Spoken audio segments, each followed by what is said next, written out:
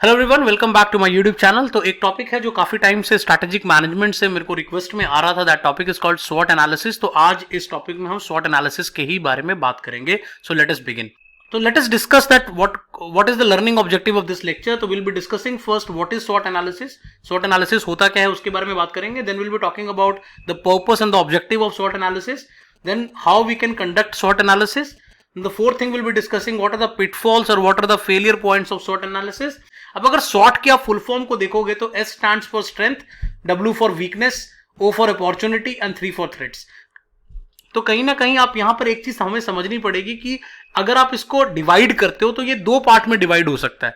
Strength और weakness को मैं एक साइड कैटेगराइज कर सकता हूं जो कि इंटरनल इन्वायरमेंट से मिलता है। इंटरनल इन्वायरमेंट वो इन्वायरमेंट होता है जो आपके कंट्रोल में होता है और ऑर्गेनाइजेशन अपने लेवल पे अपनी स्ट्रेंथ्स और वीकनेसेस को निकाल सकती है। ऑन द अदर साइड जो अपॉर्चुनिटीज एंड थ्रेट है वो एक्सटर्नल इन्वायरमेंट का पार्ट है। ऐसी इन्वायरमेंट जो आपके कंट्रोल में नहीं होती, इसका मतलब अपॉर्चुनिटीज और थ्रेट हमेशा इन्वायरमेंट से आता है, उसको आप कंट्रोल नहीं कर सकते, राइट। हम आगे चल के इसके ऊपर और डिटेल में बात करेंगे। थोड़ा सा और इसके बारे में जानते हैं कि स्वॉट एनालिसिस है क्या। तो this technique was given by Albert Humphrey.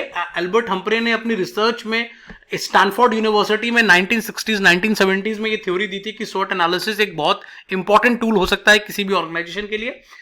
Planning tool है use to understand the strength, weakness, opportunity, threats involve in a project और बिजनेस। तो किसी भी प्रोजेक्ट, किसी भी बिजनेस, किसी भी प्रोडक्ट, किसी भी पर्सन, किसी भी चीज का आप स्वॉट एनालिसिस कर सकते हो। उसके स्ट्रेंथ्स निकाल सकते हो, उसके वीकनेसेस निकाल सकते हो, उसके अपॉर्चुनिटीज निकाल सकते हो, उसके थ्रेट्स निकाल सकते हो। इनफैक्ट आप चाहो तो कमेंट सेक्शन में मुझे आप अपना स्वॉट एनालिसिस करके बता सकते हो कि ऐसी क्या स्ट्रेंथ और वीकनेस आप अपने अंदर देखते हो, तो आप मुझे प्लीज बताएं, राइट। Let's move on.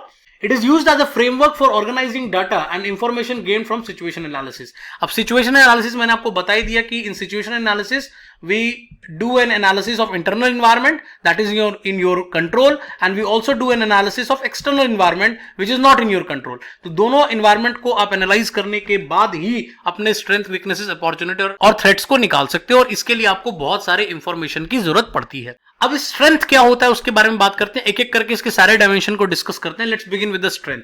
अब strength is the characteristics of a business और a team that give it advantage over other in industry. अब किसी भी इंडस्ट्री में बहुत सारे प्लेयर्स होते हैं, बहुत सारे कॉम्पिटिटर्स होते हैं, तो ऐसी कौन कौन सी पॉइंट्स हैं, ऐसी कौन कौन सी बातें हैं जो आपको बाकी कॉम्पिटिटर से डिफरेंशिएट भी करती है और आपको एक एज देती है, एक एडवांटेज देती है उनके ऊपर। तो वैसा कोई भी पॉइंट, जैसे अगर मैं किसी पर्सन के कॉन्टेक्स्ट में बात करूं, किसी पर्सन का लीडरशिप क्वालिटीज बहुत अच्छी होती हैं, किसी पर्सन का डिसीजन मेकिंग बहुत अच्छा होता है, किसी पर्सन का एक पेशेंस लेवल बहुत अच्छा होता है, किसी पर्सन का कम्युनिकेशन स्किल्स बहुत अच्छे होते हैं। तो कहने का मतलब है कोई भी ऐसी चीज जो आपको लोगों से आगे लाती हो, that is what is called as advantage और called as strength. Positive, tangible, intangible attributes internal to the organisation. जैसा मैंने आपको बताया कि this comes from internal to the organisation, this comes from internal environment. तो यहां पर ये टैंजिबल चीजें भी हो सकती हैं, ऐसी चीजें जिसको आप कहीं ना कहीं देख पाते हो, समझ पाते हो, बिल्कुल आपकी चीजों जैसे प्रोडक्ट्स हो गए तो आप वो टैंजिबल है, आप उसको टच कर सकते हो, फील कर सकते हो। ऑन द अदर साइड इसमें इंटैंजिबल चीजें भी आपकी स्ट्रेंथ हो सकती है, जैसे कोको कोला के लिए उनका ब्रांड नेम बहुत बड़ा स्ट्रांग है, ठीक है। तो कहने का मतलब है कोई ऐसी चीज जिसको आप डायरेक्टली टच या फील नहीं कर सकते लेकिन फिर भी वो आपका एक स्ट्रेंथ है। अब इसके कुछ एग्जांपल्स लेते हैं कि स्ट्रेंथ किस किस तरह की हो सकती है किसी ऑर्गेनाइजेशन की। तो first is abundant financial resources. अगर किसी कंपनी के पास बहुत सारा पैसा है, बहुत सारा कैश रिजर्व है, तो ऑब्वियसली वो उसका एक बहुत बड़ा स्ट्रेंथ पॉइंट है। Well known brand name. कोई भी कंपनी का जो ब्रांड नेम होता है वो बहुत एक इंटैंजिबल स्ट्रेंथ होती है जो आपको बहुत लॉन्ग रन तक फायदा देती है। तीसरी चीज इकोनॉमीज ऑफ स्केल। कोई भी चीज को अगर आप सस्ता बना सकते हो, लोअर कॉस्ट पे बना सकते हो, तो that is also one of the things जो आपको बहुत ज्यादा फायदा देती है। The next thing is your superior management talent. आपका जो मैनेजमेंट की टीम है, आपके जो सीईओ हैं, एमडीज हैं, the people of the organisation, that could also be a very strong strength if you have great people in your organisation. इसके अलावा better marketing skills, good distribution skills, ये सब कुछ आपके स्ट्रेंथ हो सकते हैं। आपका मार्केटिंग बहुत अच्छा है, आपका डिस्ट्रीब्यूशन नेटवर्क बहुत अच्छा है। You can look at companies like Hindustan Unilever, Nestle, Procter and Gamble. इनका एक बहुत बड़ा स्ट्रॉन्गेस्ट पॉइंट बनता है इनका डिस्ट्रीब्यूशन। आपको गली गली, गांव गांव में जाकर के मैगी मिल जाती है बिकॉज उनका डिस्ट्रीब्यूशन नेटवर्क बहुत पावरफुल है। Let's talk about next thing and that is called weakness. अब वीकनेसेस के बारे में बात करते हैं। तो characteristics of the play of the firm और place at an that gives you a disadvantage relative to others. अब जैसा स्ट्रेंथ से आपको एडवांटेजेस मिलते थे, यहां पर वीकनेसेस से आपको डिसएडवांटेज हो सकता है। अब हो सकता है कुछ लोगों में जो चीज किसी एक पर्सन में पाई जाती है वो किसी और पर्सन के पास बिल्कुल ना हो, तो उसकी वजह से उसको डिसएडवांटेज हो सकता है किसी particular situation. Detract the organisation from its ability to attain the core goal and influence its growth. अब कहीं ना कहीं वीकनेसेस का क्या नुकसान होता है, दैट आपके जो गोल्स होते हैं ऑर्गेनाइजेशन के, आपका मिशन विजन होता है, उसको आप अचीव नहीं कर पाते, प्लस कहीं ना कहीं वो आपके ग्रोथ को भी इन्फ्लुएंस करता है, क्योंकि कई बार आप अपनी वीकनेस में इतना ज्यादा फंस जाते हो कि अपने स्ट्रेंथ को भी प्रॉपरली आप यूटिलाइज नहीं कर पाते। Weaknesses are the factors which do not meet the standards as we feel they should meet. तो वीकनेसेस वो पॉइंट्स होते हैं कि हम चाहते तो हैं कि हम उन पे इंप्रूव करें, बट ऑब्वियसली वो हमारा वीक पॉइंट है, तो इतनी जल्दी वो इंप्रूव हो नहीं पाता। लेकिन यहां पर एक पॉइंट और important, that is called weaknesses are controllable. Weakness को आप मिनिमाइज कर सकते हो, एलिमिनेट करने की भी कंपनीज कोशिश करती है। वैसे वो इमीडिएटली एलिमिनेट तो नहीं हो सकता, but what I feel that आप उसको कंट्रोल कर सकते हो, आप उसको कहीं ना कहीं मिनिमाइज कर सकते हो। That is completely possible in the case of weaknesses.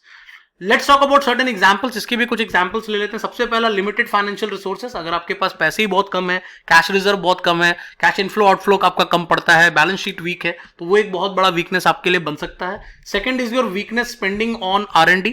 अब एक और आपकी जो प्रॉब्लम हो सकती है कि आप बहुत ज्यादा रिसर्च एंड डेवलपमेंट में इन्वेस्ट नहीं कर पाते हो। That is also related to financial resources also, क्योंकि अगर आपके पास पैसा ही नहीं होगा तो आप कैसे इन्वेस्ट करोगे। तीसरी चीज जो है that is very narrow product line. अब कुछ कंपनी के पास बहुत सारे प्रोडक्ट्स होते हैं, हर कैटेगरी के लिए कुछ प्रोडक्ट होता है। ऑन द अदर साइड जो नई कंपनीज होती हैं, स्टार्टअप कंपनीज होती हैं, they have a very narrow product line, उनके पास कुछ ही प्रोडक्ट्स ही होते हैं। तो कहीं ना कहीं आपके पास चूंकि वाइड रेंज ऑफ प्रोडक्ट नहीं है, तो आप काफी सारे कस्टमर सेगमेंट्स को मिस कर जाते हैं, that could be one of the weaknesses.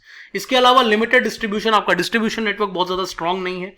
Higher cost, मतलब आप जो भी प्रोडक्ट बनाते हो मार्केट में, वो कहीं ना कहीं आप लोअर कॉस्ट में नहीं बना पाते या कॉम्पिटिटिव कॉस्ट में नहीं बना पाते, that could also be one of the weaknesses. Plus out of date product technology, आपके जो प्रोडक्ट्स है मार्केट में, those are outdated, they are not as per the expectation of the customers, and आपकी technology भी कहीं ना कहीं weak है, and they all are mostly related to investment.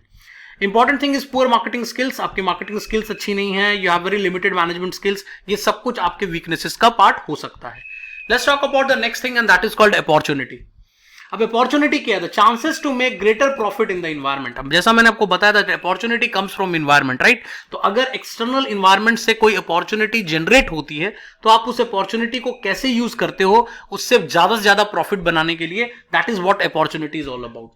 External attractive factors that provide opportunity for an organisation. कई बार situation ऐसी create हो जाती है कि आपकी कंपनी को सुपर नॉर्मल प्रॉफिट्स होने लग जाते हैं। For example, let's take this situation of कोविड-19। अब कोविड-19 के आने से क्या हुआ, सैनिटाइजर, मास्क, इन कंपनीज को शायद पहले कोई इतना ज्यादा कभी बॉदर भी नहीं करता था, बहुत कम लोग सैनिटाइजर लोगों के घर में कभी देखने को मिलता था, बट आज के डेट में हर घर में सैनिटाइजर है, गाड़ियों में सैनिटाइजर है, छोटे छोटे पॉकेट्स में लेके लोग सैनिटाइजर को घूम रहे हैं। इसका मतलब हर वो कंपनी जिन्होंने सैनिटाइजर बनाया है या बनाती थी या जो इस पीरियड में बनाने लग गई, उन सभी कंपनीज ने बहुत ज्यादा सुपर नॉर्मल प्रॉफिट्स बनाए हैं, और इस टाइम पे फार्मा कंपनीज को ऑटोमेटिकली बहुत ज्यादा सुपर नॉर्मल प्रॉफिट्स हो रहे हैं। चाहे आप जिंक के टैबलेट्स को देख लो, विटामिन सी के टैबलेट्स को देख लो, तो कहीं ना कहीं एक एक्सटर्नल फैक्टर, मतलब Covid was not in anybody's control, right? But it hit you, it hit economies of in the world, across the world, and because of that it became an opportunity for certain businesses. Organizations should be very careful and recognize the opportunity and grasp them whenever they rise. आपको बहुत ध्यान से समझकर opportunity को देखना चाहिए कि कोई अपॉर्चुनिटी सच में अपॉर्चुनिटी है या नहीं है, क्योंकि क्या होता है कई बार अपॉर्चुनिटी जो है वो आपको ट्रैप में फंसा देती है। मैं एग्जांपल देता हूं। फॉर एग्जांपल, आप मानो कि कोई मूवी है जो थिएटर में लगी, अब उस मूवी की डिमांड बहुत ज्यादा बढ़ रही है, तो मूवी की डिमांड जब बहुत ज्यादा बढ़ेगी तो क्या होगा, लोग ज्यादा से ज्यादा थिएटर में आएंगे। अब थिएटर में लोग आएंगे तो आपके टिकट्स की डिमांड बहुत बढ़ेगी। आपको ये लगेगा क्यों ना मैं ऐसा करूं कि मैं ना अपनी कैपेसिटी बड़ा कर लेता हूं, मतलब मेरी अगर कैपेसिटी 500 सीट की है एक थिएटर के अंदर, तो मैं ऐसा करता हूं 200 सीट और बढ़ा देता हूं। अब आपने 200 सीट बढ़ा दी, आपने कैपेसिटी बढ़ा दी, because you wanted to grab that opportunity. लेकिन थोड़े टाइम में क्या हुआ, मूवी तो हट गई, फिर कोई नई मूवी लगी, अब उसकी डिमांड बहुत कम है, तो आपकी जो ये 200 सीट है जो आपने अपॉर्चुनिटी को ध्यान में रखकर बढ़ाया था, वो अब आपको नुकसान देगी। उसका कॉस्ट आपको लगता रहेगा, फिक्स कॉस्ट भी और वेरिएबल कॉस्ट भी। इसीलिए हमेशा अपॉर्चुनिटीज पे ध्यान से रिएक्ट करना चाहिए, बिकॉज कई बार क्या होता है, जो अपॉर्चुनिटी आपको अभी लग रही होती है, आप एकदम से जंप करते हो, उसमें अपनी इन्वेस्टमेंट बढ़ा देते हो, कैपेसिटी बढ़ा देते हो, और बाद में पता चलता है वो अपॉर्चुनिटी इमीडिएटली मैच्योर कर गई और उससे आपको नुकसान हो गया। अब इसमें भी कुछ एग्जांपल्स ले लेते हैं। पहला एग्जांपल ये है कि कोई रैपिड मार्केट ग्रोथ हो रहा है, किसी भी चीज में बहुत ज्यादा डिमांड आ रही है, जैसा मैंने आपको अभी एग्जांपल भी दिया। इसके अलावा राइवल फर्म्स आर कॉम्प्लेसेंट, कई बार आपको अपॉर्चुनिटी इसलिए बन जाती है क्योंकि जो बाकी की कंपनीज हैं वो कहीं ना कहीं इतना ज्यादा अच्छा ऑपरेट नहीं कर रही, दे आर वेरी कॉम्प्लेसेंट, उतना अच्छे से काम नहीं कर रही, तो कहीं ना कहीं आपके लिए एक अपॉर्चुनिटी बन जाती है कि हम उससे बेहतर काम करके आपको अच्छे रिजल्ट दे सकते हैं। Changing customer needs and taste, time to time customer का टेस्ट भी बदलता रहता है, नीड बदलती रहती है, तो उसके अकॉर्डिंगली कंपनीज जो है उसका फायदा उठाने की कोशिश करती है।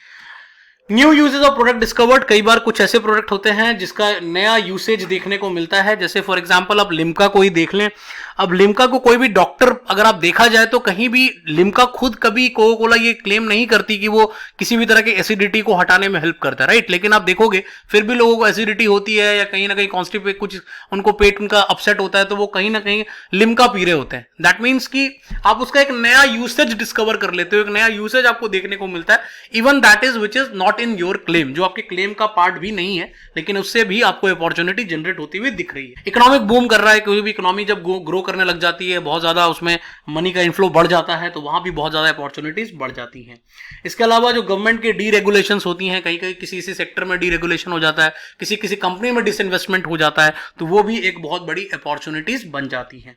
लेट्स टॉक अबाउट थ्रेट्स, जो हमारा चौथा है, दैट इज उसके बारे में बात करते हैं। अब threat is again external in nature and it is something which comes from environment and that can trouble your business, ऐसा कुछ भी जो आपके बिजनेस को ट्रबल कर सकता है। अब कोविड-19 वाले एग्जांपल को ही लेते हैं। अब आप देखो कोविड की वजह से रियल एस्टेट की सारी कंपनीज लॉस में है, कोविड की वजह से ऑटो सेक्टर सारा लॉस में है, कोविड की वजह से और भी ऐसे बहुत सारे सेक्टर हैं जो सर्विस सेक्टर को काफी नुकसान हुआ है, टूरिज्म को बहुत नुकसान हुआ है। तो कहने का मतलब है एक ऐसा थ्रेट जो आपके कंट्रोल में नहीं था, लेकिन आपको उसकी वजह से कहीं ना कहीं लॉस देखना पड़ रहा है। External factors are beyond in your organisation control, जैसा मैंने आपको बताया, threats are not in your control, ये किसी भी टाइम राइज हो सकता है और आपके बिजनेस को इफेक्ट कर सकता है।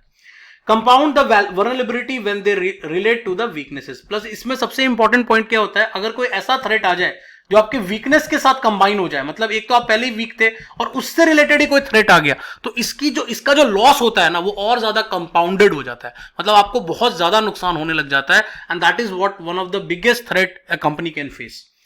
Threats are uncontrollable and when threat comes, the stability and the survival comes at stake. एक इंपॉर्टेंट पॉइंट यहां पे और है कि जब भी थ्रेट आपको हिट करता है तो कई बार आपका सर्वाइव करना भी मुश्किल हो जाता है। अब इसके भी कुछ एग्जांपल्स के बारे में बात करते हैं। The first example is entry of foreign companies. जब भी कोई फॉरेन कंपनीज किसी मार्केट में आती है तो उससे जो लोकल कंपनीज होती हैं उनको बहुत ज्यादा लॉस होने के चांसेस होते हैं, उनका थ्रेट लेवल बहुत बढ़ जाता है। एग्जांपल आप ले सकते हो आइकिया का, वॉलमार्ट का, उनके आने से कहीं ना कहीं लोकल किराना स्टोर्स को एक डर तो है ही है कि उनकी वजह से उनको लॉस हो सकता है। इसके अलावा introduction of new substitute product, कोई भी मार्केट में जब कोई सब्स्टिट्यूट प्रोडक्ट आ जाता है किसी चीज का, तो वो भी एक बहुत बड़ा नुकसान हो सकता है। That is one of the things. जैसे कोई एग्जांपल, पहले हम फिलामेंट वाले बल्ब्स यूज करते थे, बाद में एलईडीज आ गए मार्केट में, तो एलईडी के आते ही जिन जिन कंपनीज ने एलईडी जल्दी बनाना शुरू कर दिया उनको सुपर नॉर्मल प्रॉफिट्स हुए। ऑन द अदर साइड जो कंपनीज इमीडिएटली स्विच नहीं कर पाई उनको लॉसेस भी हुए, उसमें से काफी कंपनीज बंद भी हो गई। Product life cycle is on decline, आप जो प्रोडक्ट बनाते हो उसका लाइफ साइकिल डिक्लाइन पे चल रहा है, तो that is also one of the reason जो प्रॉब्लम क्रिएट कर सकता है। कस्टमर के नीड और टेस्ट चेंज कर रहे हैं, तो वो जिस तरह से वो अपॉर्चुनिटी में आ सकता है वैसे ही वो थ्रेट में भी आ सकता है। Rival firms adopt new strategies, जो राइवल की कंपनीज हैं वो नई नई स्ट्रैटेजीज लेकर आ रही हैं जो कहीं ना कहीं आपको मार्केट में नुकसान कर सकती हैं।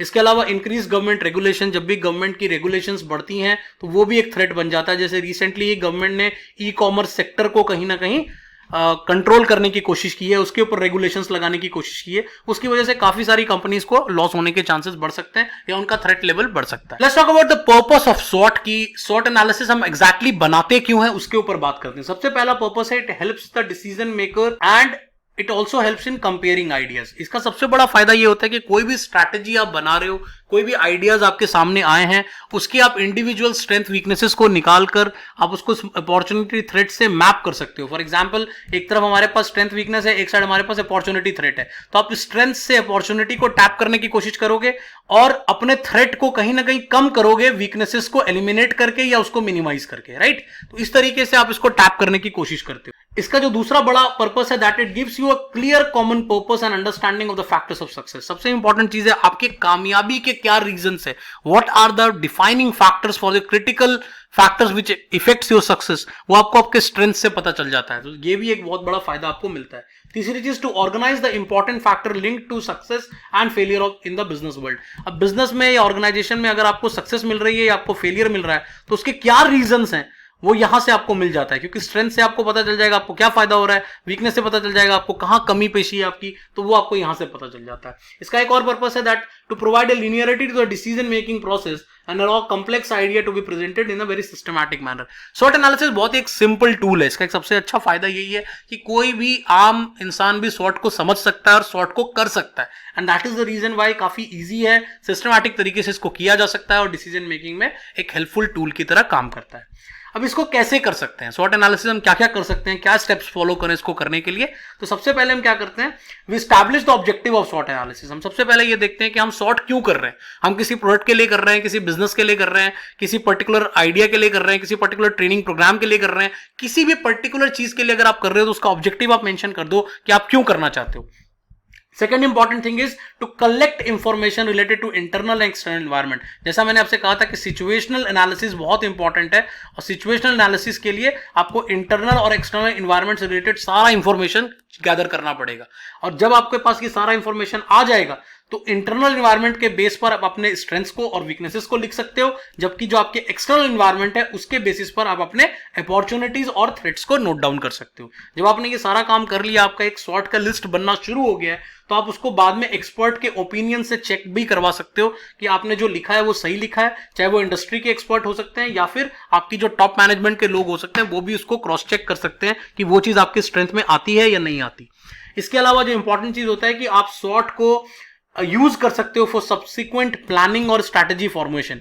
आप कोई भी तरह का स्ट्रैटेजी बना रहे हो, कोई भी तरह की प्लानिंग बना रहे हो, तो आप उसको यूज कर सकते हो। फॉर एग्जांपल, मुझे लग रहा है कि आने वाले टाइम में एक न्यू टेक्नोलॉजी आ सकती है, एक नई अपॉर्चुनिटी जनरेट कर सकती है, तो आप उसके हिसाब से अपने रिसोर्सेज को अभी से मोबिलाइज करना शुरू कर सकते हो। और last but not the least, कि आप अपने डॉक्यूमेंट, जो आपने डॉक्यूमेंट बनाया है SWOT एनालिसिस वाला, उसको आप रिविजिट करते हो time to time, so that कि आप उसको रिव्यू कर पाओ कि अब हमारी नई स्ट्रेंथ्स क्या आ गई हैं, क्या नई वीकनेसेस हम फेस कर रहे हैं, क्या नए थ्रेट्स हमारे सामने आ रहे हैं, तो वो यहां पर आप मेंशन कर सकते हो।